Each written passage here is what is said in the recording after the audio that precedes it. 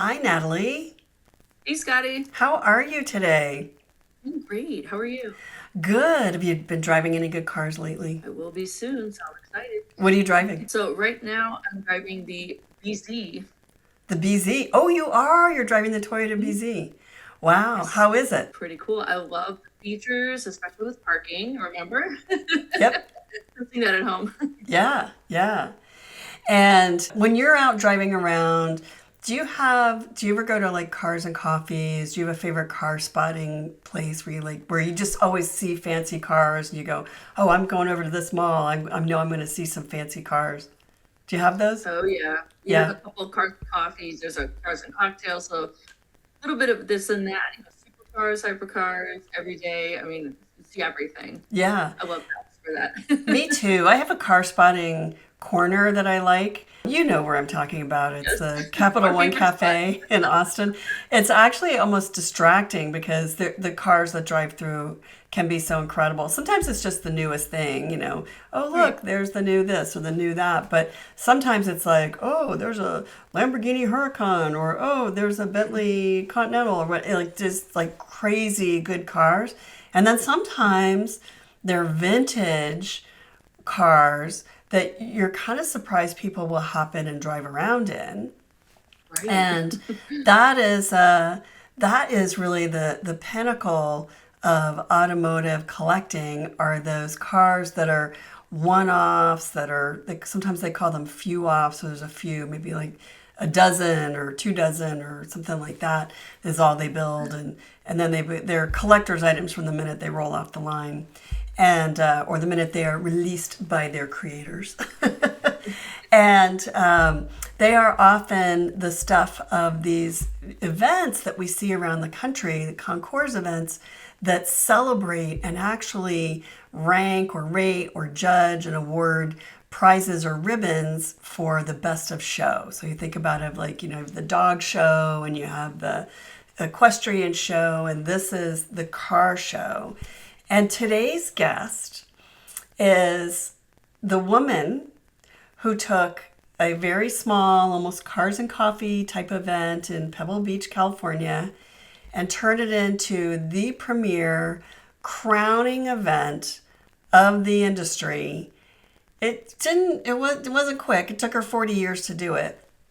But she, under her guidance, the Pebble Beach Concours became the preeminent event that takes place every year in Pebble Beach, California, on the Monterey Peninsula. And I got to spend a little time with her last summer. I did not know when I interviewed her for Forbes last summer that that would be her last event as chair and that she was retiring. So she is retiring. She'll be an ambassador for the next few years to the Pebble Beach Concours as they phase in a new president. And but she is not only such an inspiration for everything that she's created. She took a business that essentially didn't really exist. I mean, there were some events, not like this, not on this level.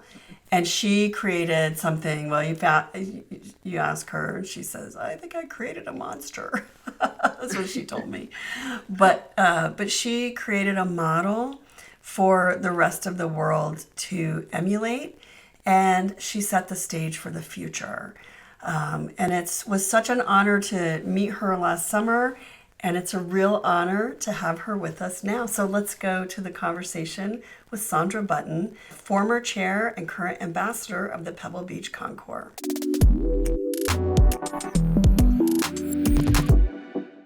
So, everyone, I have to tell you, I am so excited for our podcast guest today, Sandra Button, who has been for 40 years the driving force behind one of the most incredible events in automotive, and that is the Pebble Beach Concours d'Elegance, which takes place every August in Pebble Beach and has become the go-to for everyone in automotive. It's the place to see and be seen. It's a combination of the Super Bowl and the Oscars all rolled up into one for automotive.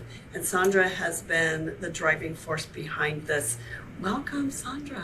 Well, thank you, Scotty. I'm so pleased to be here with you. It is so nice to see you again. I met you the first time this past August in Pebble Beach. We had a lovely conversation amid the frenetic environment that is the Concours on that Sunday, where people are on pins and needles, hoping that they win a prize, that they rule a category, or that they might end up with the top ribbon of the day. The fever pitch is so high on that day, and so I appreciate you taking a few minutes to chat with us.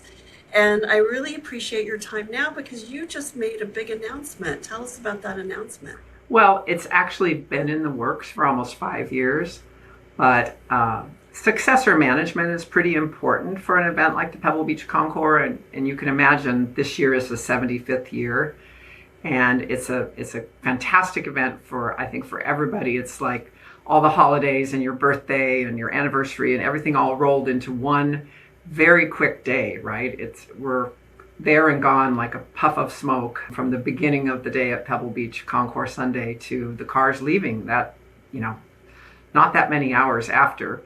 So you're right, it's a lot of energy expended.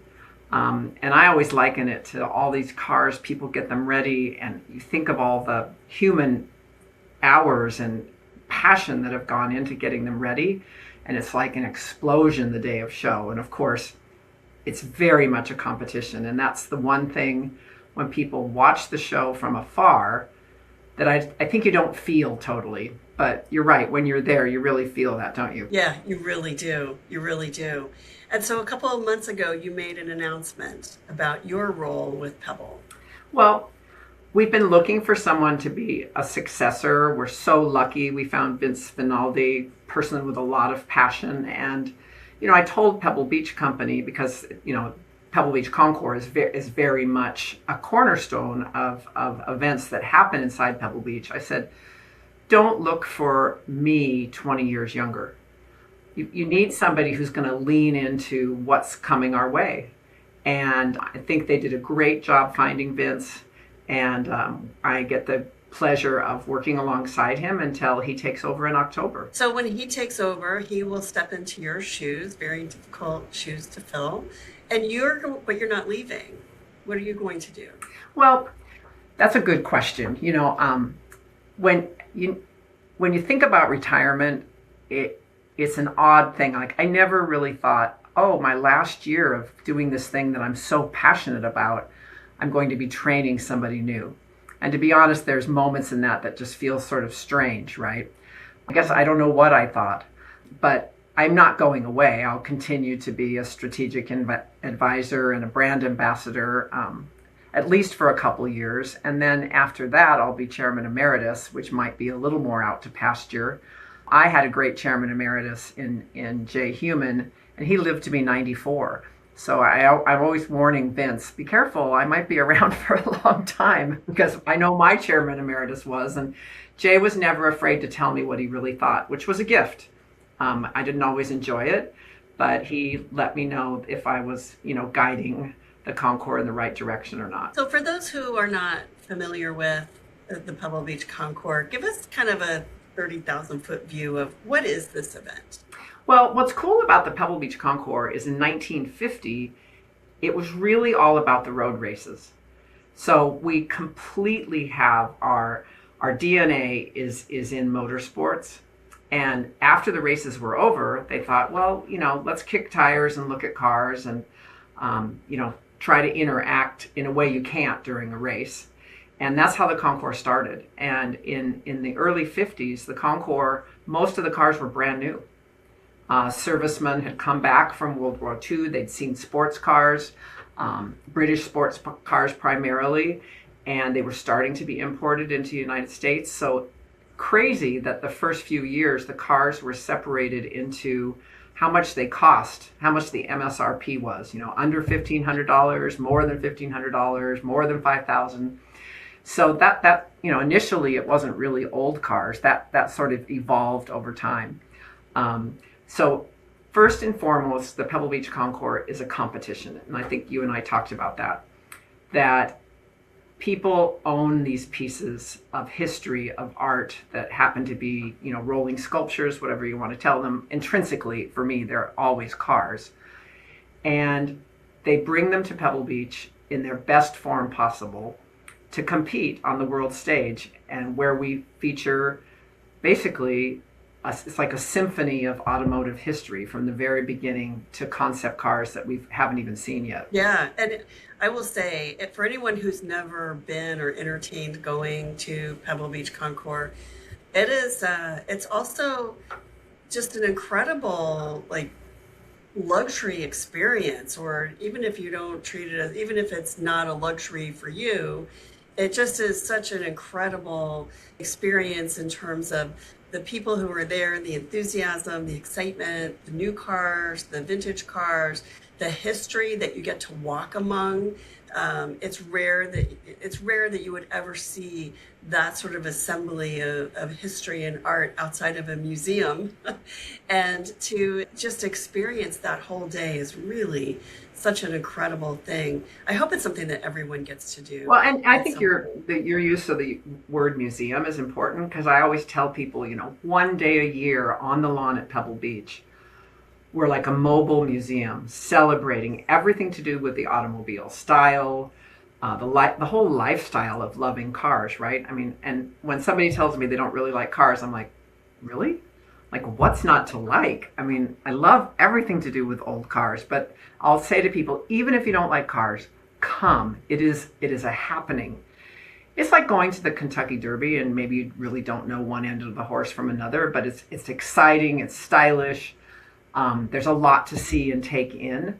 And, I don't know much about horse racing, but I've been to the Kentucky Derby a couple of times, and I liken it to Pebble Beach, where you get to enjoy the passion of someone's hobby to the highest level. Yeah, it really is. It's infectious when you're around people who are that excited about what they're doing. It really opens your eyes. And the first time I went to Pebble, I came away from it thinking, okay, I could really enjoy this. I could find it to be a huge distraction from my day job and everything else that I'm doing. Yeah. But you gain this new appreciation for something that you may not have known anything about before. And to me, and that's why you go to a museum. That's why you go someplace, important like Rome or Paris, is to, indulge in that lifestyle for a while and really get to know it. And I think the thing that really stunned me the most is that I expected every single person showing a car there to be a billionaire, right? That these are people who just invest in collections and they ship cars out to restorers and blah, blah, blah. Check And that's check writers, right? check writers, yeah. And that's not the case at all. I mean, certainly they're there, but there also are people who pour their heart and soul into this, and they work on these cars in their garages, and they probably, the investments that they have, these are nice garages, but these are people who are really there with the elbow grease, as well as the all the tools that are necessary to own a car like that. Yeah, and Scotty, the That, way some of these people dive so deep into it, and some of these restoration shops have, full-time historians that, dig deep into what was this car in the day. Because when you think about it, as time has gone on, a lot of people that knew about these cars when they were new and could really have, an oral history of, let's talk about that car, that is waning, right, for certain cars. And so what's so important is that the people that are passionate about these cars and doing the right thing, whether it's a multi-generational family with one car in their garage that's been a part of their family forever, and the kiddos can't remember it not being there, or somebody who has the wherewithal to have a different car at Pebble Beach every year. And there's room for all of them. And I will say, there's a few exceptions, but in general, these car enthusiasts are so cool about sharing information with each other. And, that I think that's the great thing about this passion, is that the shared knowledge and the feeling of, we all have to take care of these cars together. And then they really do that. they do. They're as excited about, you call it a competition. you have to kind of remind yourself when you're there that it is a competition because they're all so interested in each other's cars. And as we were walking around, I was looking for owners to talk to. And a lot of them, once the judges came by, they were gone Yep. because they were out checking out everybody else's car. You're right. It's like, wait, don't leave. But it's rare that you go to a competition and the competitors are busy checking out all the other competitors. Usually they're focused on their own game. And that's another thing that makes Pebble so unique is that the enthusiasm that everyone brings to the event, for not only for their own entries, but also all the other cars that are on the field there Yeah, as well. it's really a true community. It Yeah. seriously is. So you're capping a 40-year career with Pebble and your ambassadorship coming up. Talk about your career and where you started. What was it like when you started with Pebble? Well, I have the good pleasure of employing a lot of college interns, and a lot of them will ask me, how did you find this job? And I always tell them, I didn't even know a job like mine existed. I mean, I came at it kind of from a different direction, a business degree. I was in hotel and restaurant administration, started with Pebble Beach Company a long time ago, 40 years ago, as a regular employee. And then over time came to be only working on the Pebble Beach Concours. And my firm has managed the Pebble Beach Concours outside the company for a number of decades. But it was a complete evolution. Kind of no different than the Pebble Beach Concours, that it evolves out of passion and where people's interests are. So when I first got into this event, I didn't know how much I didn't know about cars. That first decade, every time it was like, wow. Just when I thought I was getting it right, that I was really dipping into, what I needed to know, there'd be a whole new page, and I'm so delighted that some jobs you have 1 year of experience 40 times. I've been really fortunate to have 40 very different years. And the one thing that surprises a lot of new employees or team members here is how it doesn't get any easier. They're like, what are we doing wrong? Why isn't this any easier? And I'm like, well, it's not supposed to be. The devil's in the details, and taking care of the people that bring the cars, as important as the cars are. They don't get here by themselves. Maybe someday they'll drive themselves here, but they need the owners and the restorers and the caretakers to take care of them. So it's been an interesting journey as the size of the show has changed, the direction, the push-pull between, should we have more pre-war, post-war, preservation, all the things that have come our way. I thought about the Pebble Beach Concours that we'd be kind of like the Queen Mary, this big, impressive ship with a lot of rules, riding through the waves. But it's not like that at all. The Pebble Beach Concours is very organic. It's completely driven by the enthusiasts. They're the ones that lead the way for us. The number of entries we get double the entries now for post-war cars. So over time, we've shifted and acknowledged that and had more post-war cars on the field. So Wow. I love the dynamics of it. I love the fact that it's a living, breathing thing. And, as we well know, there's a lot of generational shift now in the hobby.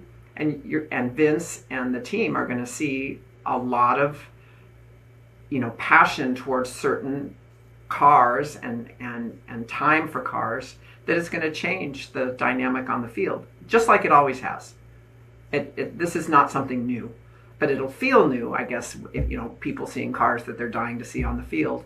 But it's an exciting time, and I'm excited to see what the new team brings forward. So talk about what Pebble has looked like for the last couple of years versus what it looked like when you first got there.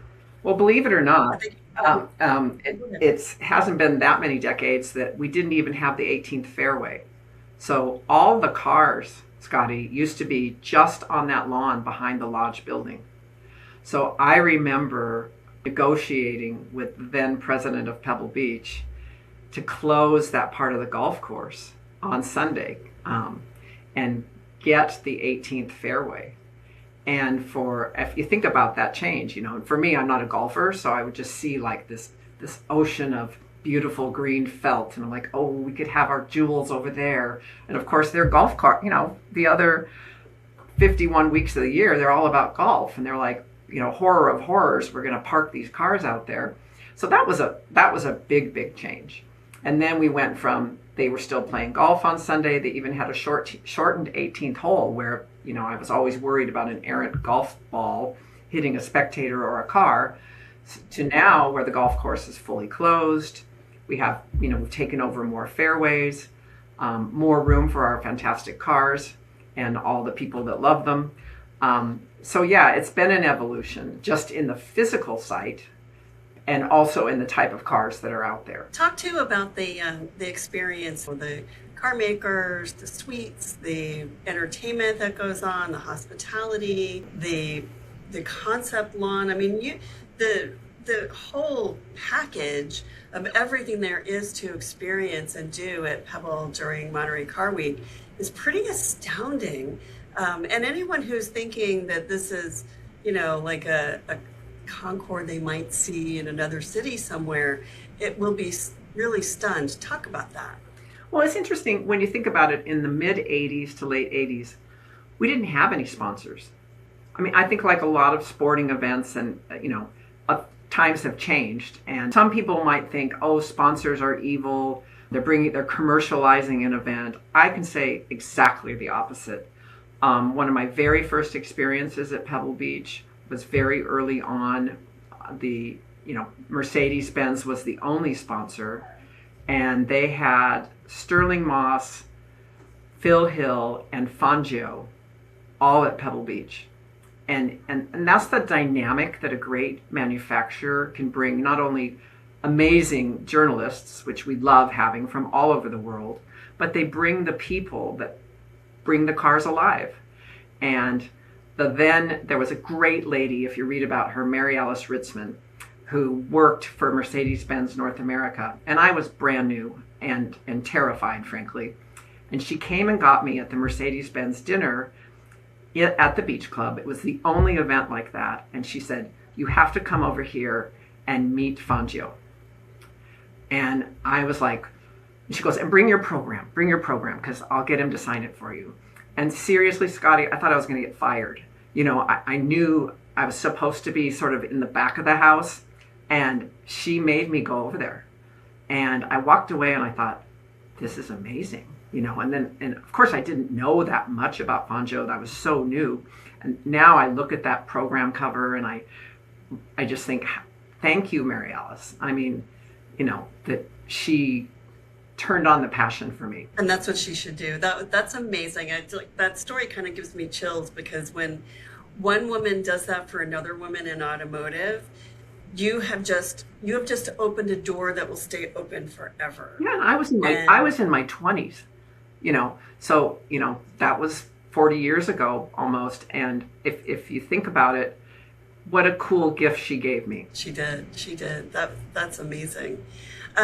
So I was going to ask, what was your most rewarding moment in your time leading Pebble, but that sounds pretty amazing. But are there other memories that you look back at that were game-changing for you as you led Pebble? Well, there's sometimes when we're like, gosh, wouldn't it be cool to get these three cars together? They've never been together. When we had Bertoni here and we had the Bats, which we're so fortunate to have back again this year as part of gathering key moments in our history. Those cars left the coach builder one at a time. And to see him walk out on the ramp and touch them, those moments for me are the coolest things that we can do, where we combine the human element, the history, with the car and really bring it alive for people. And I'm proud of those moments because, at that time, one of those cars was really hard to get. And, if you're going to have two of three, that's just not Pebble Beach, right? We need all three. So for me, those were the most proud moments when, I'd go to somebody and say, I know it's your car and it's your decision. We've got the other two or the other six or whatever it happened to be. would you consider, making the celebration complete? And sometimes those conversations weren't easy. There were certain cars, one car in particular, I think I had on my screensaver for years before I talked this older lady into trusting me to have the car come. So those are when you like check the mark and go, yay, the celebration is complete, all the cars are here, and that's what makes Pebble have magic. That's amazing. I mean, there were so many incredible collections there. I think this year was the whole, that was the Rolls Royce 70s. Ghost. Yeah. Yeah. And it was the first time they'd ever been all together in one place, which was incredible. So let's talk about challenges, because the concours has come so far and you've been able to accomplish so much, but I can't imagine that every single door opened like magic. What were some of the things that you had to overcome or get people to believe in when you say, we need to do this thing, and people go, oh, you can't do that, right? And you're like, well, have you met me? Yeah, one of our challenges is kind of funny is that we happen in August, right? So in certain countries, I mean, Italy especially, it seems like August is vacation month, or it's a month when people want to spend time with their families, or so getting these people, and as you said, it's a mixture of people, and some of these people honestly could choose to be anywhere in the world that weekend, and but the fact that they choose to be with us is really a big moment. And so one of the things to overcome is that we don't pay to transport cars. We don't pay to transport judges. We don't pay for people's hotel rooms. Instead, in my tenure, we've been able to raise $45 million for charity. So everyone comes, all the judges volunteer their time. They pay for their own travel. They pay for their own room. We don't charge an entry fee. So our entrants don't have to pay an entry fee, but after that, they've got to move their car, their family, themselves, pay for their hotel room. So getting people who have never been to commit to something like that, just because, the three other important cars are coming, why isn't theirs? So that's always been a big stumbling block. And one of the ways that, I've overcome that is spending a lot of time on the road and going to people's collections, listening to them talk about their passion, their car, what makes their collection different, and spending that one-on-one time so that they feel comfortable, like, there's a real human behind this that cares. Yeah, maybe we will come. And sometimes it takes a long time, but that's part of the many points of light that come together, to make Pebble, is that everybody has some skin in the game. So you mentioned the $45 million for charity, which was my next question. Talk about the how this came about, the charity donations, where that money comes from, because you're not charging entry fees. So where that comes from and who benefits from this. Well, it's kind of cool that the Pebble Beach Concours has always had a charity element. Even back when the tickets were $2, $3, $4, $5, they had the ladies from the local hospital, kind of like candy stripers, but that would come and take the tickets. So from the very beginning, there was a small charity component. Then we partnered with the United Way for a long, long time, and we still do. And what's interesting about, we're not Detroit, we're not a major metropolitan area, so almost all the cars come from somewhere else. So when people come here and they write a check to our charities, and our judges and our entrants are especially generous, because I think the Monterey Peninsula means something to them. It's not because it's their hometown or where they live and they're not supporting their local charities, but they want to make sure that they leave more than they take away. And so we try to make sure that, a lot of the focus with the Pebble Beach Company Foundation is on women and children and education. And so a lot of our charities reflect those values. And we're so fortunate, all of us here on the team, many of us spend time going to the charities.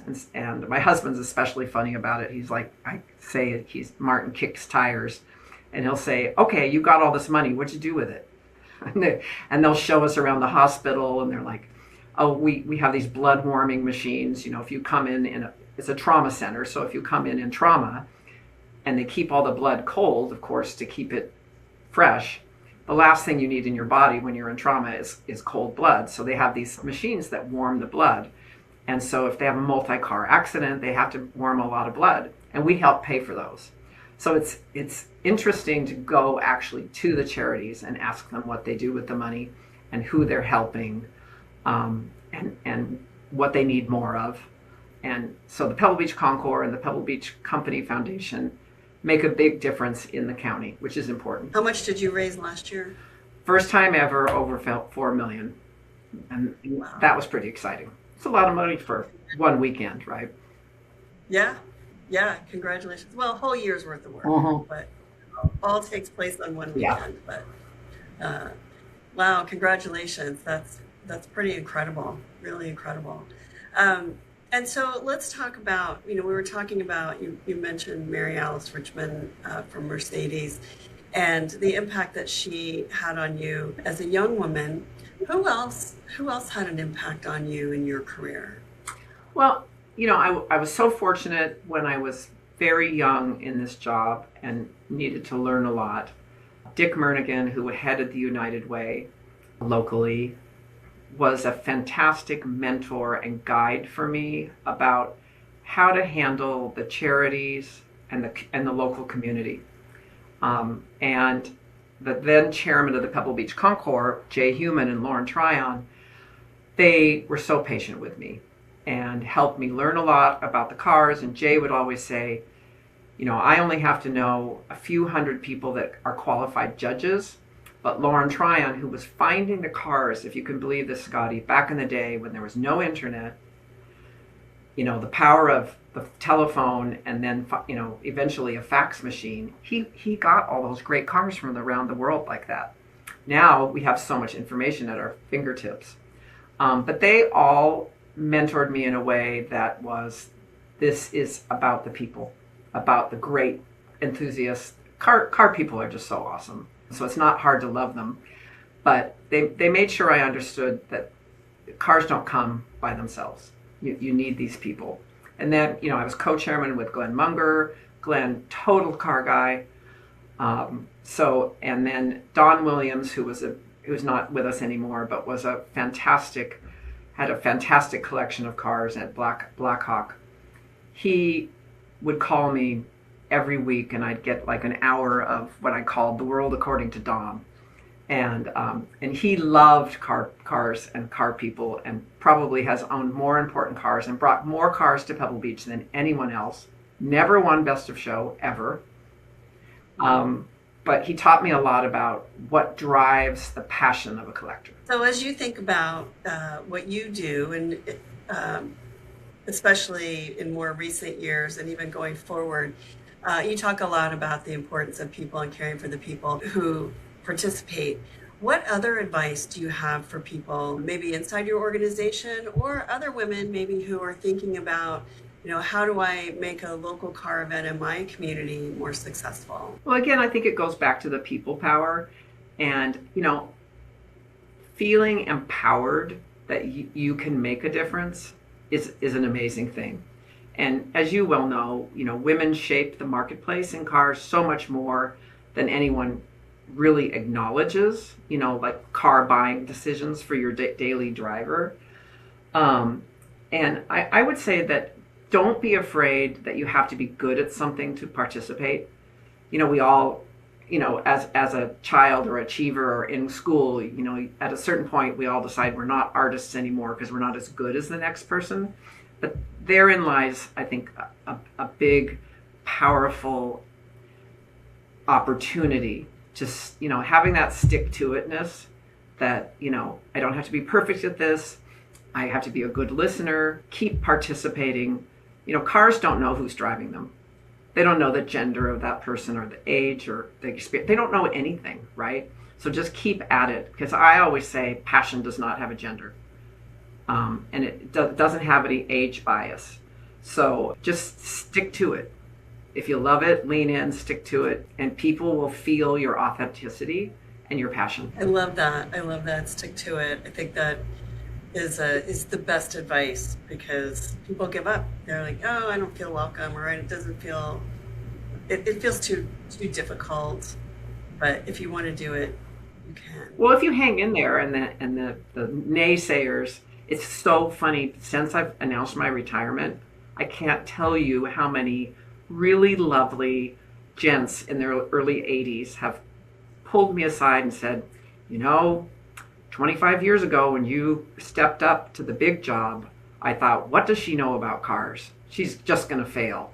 And they're like, and I have to apologize that I had those thoughts. And of course, I never knew they had those thoughts, but it's been very cool to have people pull me aside and say, and you were always there. You just stuck to it and learned and, made mistakes, owned the mistakes and moved forward. So it has been humorous to hear from some of these really great people that have said, no, I doubted you, but you did it. That's amazing. That's amazing. I'm glad that you didn't hear that Yeah. because I think that the things that can be so devastating. Me when too. people It would have been on at the time, that's for sure. But yeah, and back in the day it was, yeah. Now I think we're more resilient because there are more voices around us telling us to ignore the naysayers. But I love that. Make the mistake, own the mistake, move on, because we're all going to make mistakes, right? oh yeah. So as you move into this ambassador role, what do you see, how do you see your future as an ambassador? I know that's a funny one. I have to say, because car people are so cool and because I've traveled so much and spent so much time with them, one of my fears of retirement is that who I am is so entwined. I mean, of course, I'm a wife, I'm a mother, I'm lucky enough to still have my parents alive. I hope I'm a good daughter. But a lot of my identity is caught up in being chairman of the Pebble Beach Concours. So I've tried to acknowledge that. I've gotten some professional coaching. I want to do this with grace. And I want to make this change in a way that is good for the event and not harmful in any way. Because, it's been 40 years of my life. There's a lot of personal ownership and legacy. So yeah, as a brand ambassador, I hope I get to have more time with cars, more time with car people. I've had to be a jack of all trades in this job and never really got to be a master of certain areas because there was just no time, no opportunity for that because there was such a spectrum of things I needed to learn. So it's going to be interesting to have the time to dig deeper into some stuff. Kind of like being a grandma, right? You get to, I get to hand the Concours back over to Vince, like, oh, okay, you worry about traffic and parking. You worry about where the toilets go. I mean, they're very important details, but yeah, I'll be glad to hand some of that over and have more time to drive my car and enjoy the passion. Where do you see the business going? That's a great question because as we have more interest in different types of cars, more manufacturers that are doing small, bespoke, there's some interesting things happening in the marketplace. And how that's going to reflect on the show field, the judged cars, or in the whole spectrum of what we provide for an experience. Both, it's just as fun to go in a manufacturer's display as it is to see the old cars. Because you're seeing what's coming, what's the future, right? So I think that there will be, with this new generation of collectors, some embracing of, what makes a supercar, what makes an individual bespoke made car so fascinating. I'm very lucky to be friends with Gordon Murray and to see what one man's singular passion has created. I think we'll see more of that. And I absolutely think there's room for that at Pebble Beach. There certainly is so much creativity in automotive right now. Yeah. It's actually quite astounding. Do you think that we'll see Chinese exhibitors or Chinese competitors? I hope so. I know that that what's happening in the marketplace is very hard on some of the manufacturers that are, that are the core of what we do. So I get it. But I also think that I love the fact that when I travel the world, and I've been lucky to be involved, years ago in the Kuwait Concours. I've been involved in concours in Japan. Recently was the chief judge in India for the Oberoi Concours, Bahrain, just fantastic places where, yes, we may be very culturally different, but the shared passion of cars, you can't run out of things to talk about. And I think that reminds people of how alike we are. So being the brand ambassador, I hope I can, literally bring brands together and show people that let's not be afraid of each other. This guy in China loves cars too, or this gal. That's a good thing. Yeah, it is a good thing. And I think personally, I hope that the Chinese market takes away the artistry and the engineering and the innovation that we've seen the American car makers and European car makers have brought to their craft. That's something that we see in the Chinese market, coming from the Chinese market as well. So I have one last question. Sure. And that is, so you worked and raised children at the same time, something that many of us do, and it's always a tough juggle. But it is that it's not it is a juggle. But at the end of the day, there's something that our children learn from us as they watch us build our careers. What do you want your children to take away, and your family to take away from your career? Well, I think we talked about stick-to-itness. I think having resilience, facing obstacles, not being afraid of failure, being, I didn't come from a car family. My dad was a rocket scientist at Boeing. So I never went to work with Dad because he worked in that part of Boeing where you couldn't go because it was the defense part. So I didn't have like a car background. So for our kiddos, it's always been go out and do, and I don't need a mini me. I want our kids to be the best that they're supposed to be and follow whatever passion they have, and stick to it and enjoy it, because it's really great to have a purpose. It is. Yeah. It is.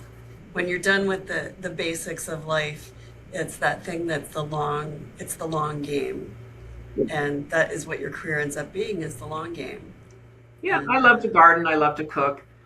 I have a lot. I feel fortunate to have a very multifaceted life, and cars really reflect that. When you think about, somebody will call me about their restoration and they want me to look at their carpet sample or their, leather sample or the paint color, and I'm like, well, first of all, it's your car, so do what you want. But all of the nuances that go into that, I think you can apply to almost anything in life. And I think that, my family sees that I work hard to follow my passion. Thank you so much, Sandra, for joining me. Oh, yes, great. And talking about your amazing career. And I look forward to seeing you on the field in August. Will you still be wearing your car coat? Of course. Like one of those dorky car guys that you see at every event in the same pair of pants. It's like terrifying, that or the car tie, yeah. tie with all the little cars on it. But I love your coat. Well, I only wear it for a couple of hours once a year, so it's lasted a lot of decades. And we see you there. It's dark. It's, the cars are rolling onto the field. It's hard to see anything, but I can see those cars on your coat. It's great. Yeah. Thank you so much for joining us. Thank you, Scotty. Great job. Thank you.